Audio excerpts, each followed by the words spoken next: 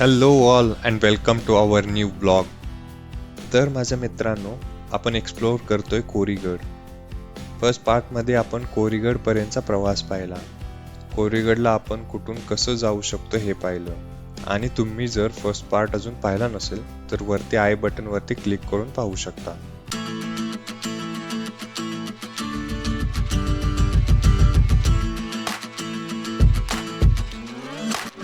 First पार्टच्या शेवटी आपण गडाच्या पायरी वाटेपर्यंत येऊन पोहोचलो होतो. आता आपण पायऱ्यांवरून पुढची चढाई सुरू केली आहे. घनदाट झाडांमधून या सुंदर अशा पायऱ्या आपल्याला थेट गडाच्या दरवाजापर्यंत घेऊन जातील. झाडांची सावली वाटेवरती पडल्यामुळे थोडा गारवा जाणवतोय आणि सोबतच गर्द झाडीमधून रातकिड्यांची किरकिर ऐकू येते. आणि किल्ल्यावर चढण्यासाठी जवळजवळ 600 पायऱ्या आहेत. बघू शकताय पायऱ्या किती मस्त दिसतात. चढायला तेवढेच अवघड आहे पण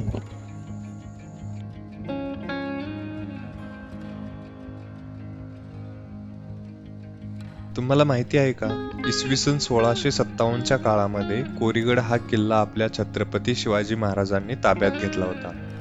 ज्यावेळी पुरंदरचा तह झाला त्यावेळी शिवाजी महाराजांना एकूण 23 किल्ले औरंगजेबाला द्यावे लागले होते आणि 12 किल्ले त्यांनी त्यांच्याकडे ठेवले होते. त्या 12 किल्ल्यांमध्ये कोरीगड देखील समाविष्ट होतो आणि यावरूनच या किल्ल्याचे महत्त्व किती होते हे समजते. थोड्याशा पायऱ्या चढून वरती गेलो की एक छोटीशी गणेश मूर्ती असलेलं गणेश मंदिर पाहायला मिळतं. मंदिराच्या बाजूला एक छोटीशी गुहा पण पाहायला मिळते.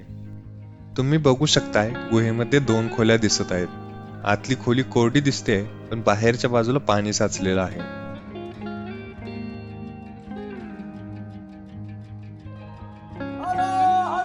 महादेव जय जय. तसं पाहायला गेलं तर या गडाचा इतिहासात फारसा कुठे उल्लेख नाही, परंतु गडावरील गुहा हा गड प्राचीन असल्याचे सिद्ध करतात. इसवी सन 1884च्या पुणे जिल्हा दर्शनिकेत तसेच ब्रिग्ज या इंग्रज इतिहासकाराने संपादित केलेल्या फरिश्ता या ग्रंथाच्या 3ऱ्या खंडात आणि ब्लॅकरच्या मराठा वॉर या ग्रंथात या गडाबद्दल उल्लेख पाहायला मिळतो.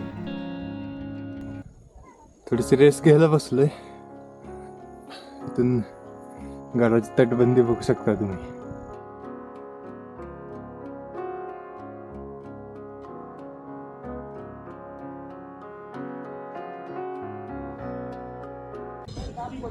बघू शकताय वरती जाताना एक छोटीशी गुहा आहे.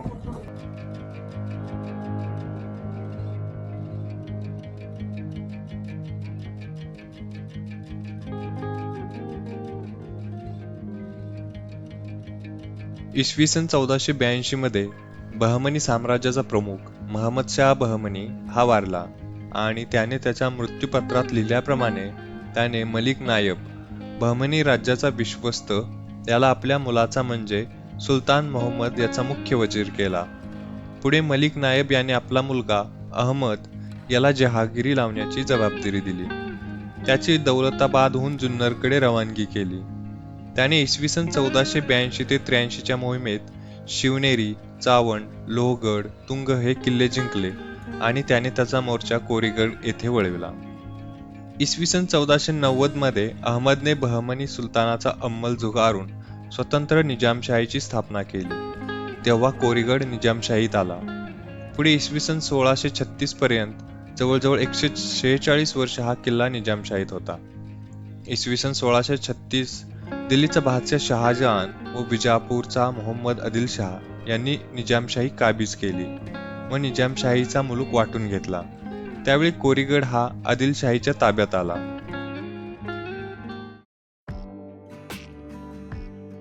हा दिसतोय तो किल्ल्याचा महादरवाजा. महादरवाजा म्हणजेच किल्ल्याचा मुख्य दरवाजा. या दरवाजाला गणेश दरवाजा म्हणतात आणि किल्ल्यामध्ये प्रवेश करताना याच दरवाजामधून करावा लागतो. दरवाजाची सध्याची अवस्था पाहता अजूनही ठीक आहे आणि नवीन लाकडी दरवाजाही बसवलेला दिसतो. आश्चर्याची गोष्ट ही होती की आजी झरझर गड चढत वरती येत होत्या. या एजमध्ये आरामात एखादा किल्ला चढून येणं म्हणजे हॅट्स ऑफ मोमेंट आहे. आजीशी बोलताना समजले की त्या कोराई देवीच्या दर्शनासाठी आल्या होत्या आणि तिथले लोकलचे लोक वरचेवर दर्शनासाठी येत असतात. नवीन बसवलेल्या लाकडी दरवाजातून आत प्रवेश केला की असं काहीसं दृश्य बघायला मिळतं. प्रवेशद्वारातून किल्ल्यावर एंट्री केल्यानंतर दोन्ही बाजूला पहारेकऱ्यांसाठी देवडे आहेत. देवड्यांच्या पुढे वाट काटकोनात वळते आणि त्या ठिकाणी पूर्वी अजून एक दरवाजा होता, जो उद्ध्वस्त झालेला दिसतो. किल्ल्याच्या पूर्वाभिमुख गोमुखी दरवाजाच्या संरक्षणासाठी 4 बुरुजांची योजना केलेली दिसते.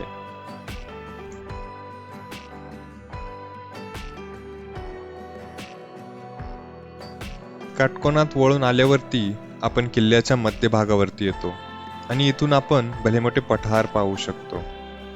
कोरीगडचा गडमाथा हा दक्षिणोत्तर पसरलेला आहे.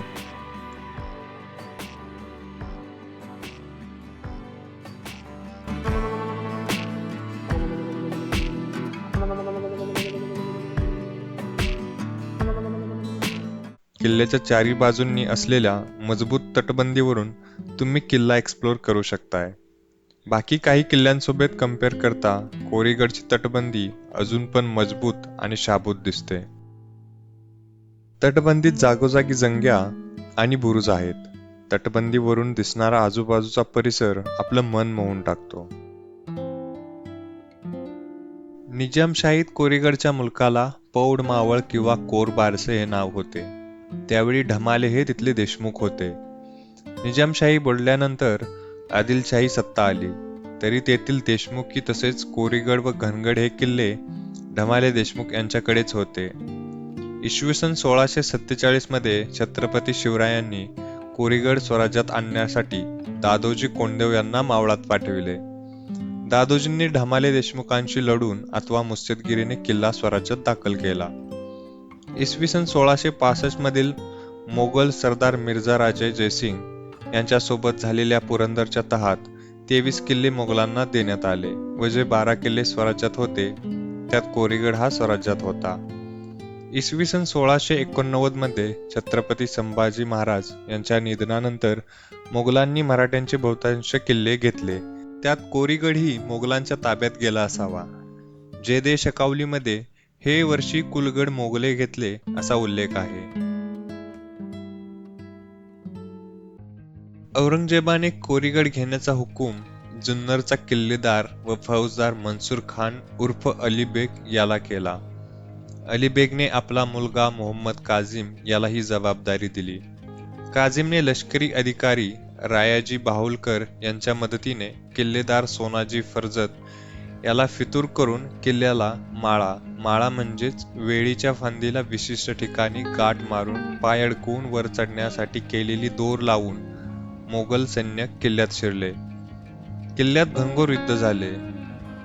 गिरजोजी निंबाळकर व दिनकरराव यांना वीरमरण आले. शेवटी 12 नोव्हेंबर 1995 रोजी किल्ल्यावर मोगलांचे निशाण चढले. शंकराजी नारायण सचिव यांच्या आज्ञेवरून नावाजी बलकवडे यांनी कोरीगड परत मराठ्यांच्या ताब्यात आणला. आपण पोहोचलोय गडाच्या उत्तर टोकावर. इथे आपण बघू शकतोय बुरुजावरती ध्वजस्तंभ लावलेला आहे आणि त्यावर आपला भगवा अभिमानाने फडकत आहे. आपल्या सर्व वीर योद्ध्यांना एक मानाचा मुजरा.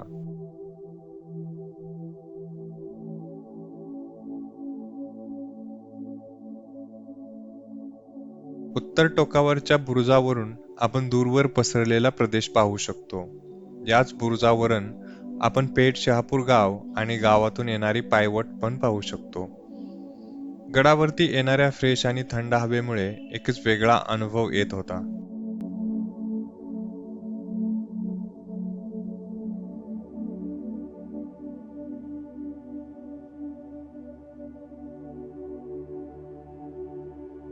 हा पूर्ण आहे कोरीगड. कम्प्लीट व्ह्यू इथून दिसतोय बघा.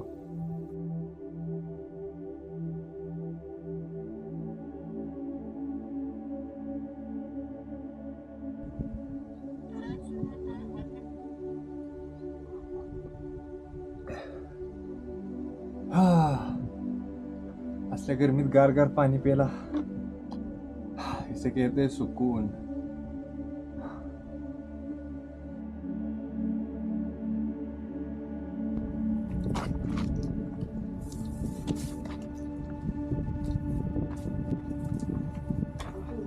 अरे हे धान्याची कोठार आहे काय?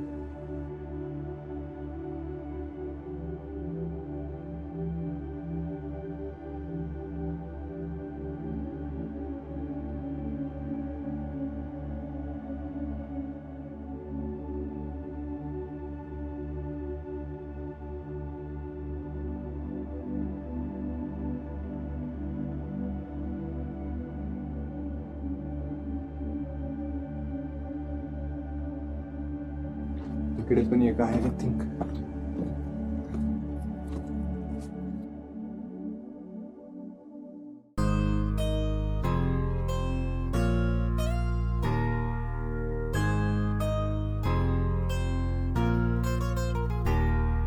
गडावरती महादेव मंदिरच्या पाठीमागे 2 तलाव पाहायला मिळतात. इसवी सन 1713 मध्ये कोरीगड सर्केल कान्होजी आंग्रे यांनी घेतला. 28 फेब्रुवारी 1714 मध्ये कान्होजी आंग्रे यांनी शाहू महाराजांचे मांडलिकत्व पत्करले व झालेल्या तहानुसार कोरीगड शाहू महाराजांच्या ताब्यात गेला. पेशवाईच्या अस्तापर्यंत पौड मावळवर सरदार रास्ते यांचा अंमल होता. त्यांनी इंग्रजांविरुद्ध बंडही केले. त्यावेळी कोरीगड इंग्रजांनी ताब्यात घेतला, पण रास्ते यांनी पेशव्यांशी बोलणी करून परत कोरीगड आपल्या ताब्यात घेतला. इसवी सन 1818 मध्ये लेफ्टनंट कर्नल प्रार्थने लोहगड, विसापूर, राजमाची, तुंग व तिकोना हे किल्ले आपल्या ताब्यात घेतले आणि त्याने आपला मोर्चा कोरीगडकडे वळवला. इंग्रजांना कोरीगड जिंकण्यासाठी शर्थीचे प्रयत्न करावे लागले. शेवटी 17 मार्च 1818 रोजी इंग्रजांनी कोरीगड आपल्या ताब्यात घेतला. गणेश दरवाजातून वर आल्यावर समोरच आपल्याला महादेव मंदिर दिसते. मंदिराच्या समोर आपल्याला नंदीचं दर्शन होतं.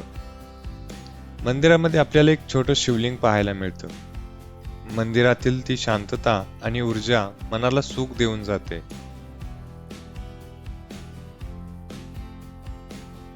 मंदिराच्या समोर आपल्याला 4 तोफा पाहायला मिळतात.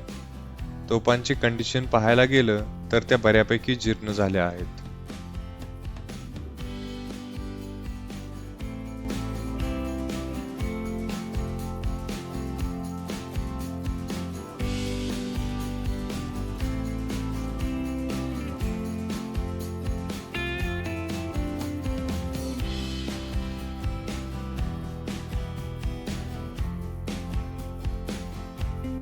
महादेव मंदिरापासून दक्षिणेस पुढे गेल्यावर आपल्याला हनुमान मंदिर पाहायला मिळते.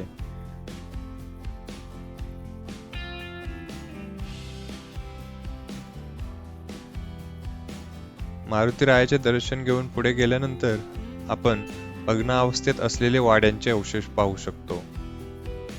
थोडंसं पुढे गेलो की आपल्याला दिसतं ते म्हणजे गडाची अधिष्ठ देवता कोराई देवीचे मंदिर.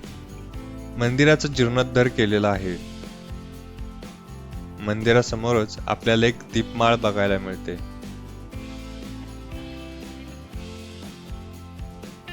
कोराई देवीच्या मूर्तीची उंची साधारणपणे 4 फूट आहे.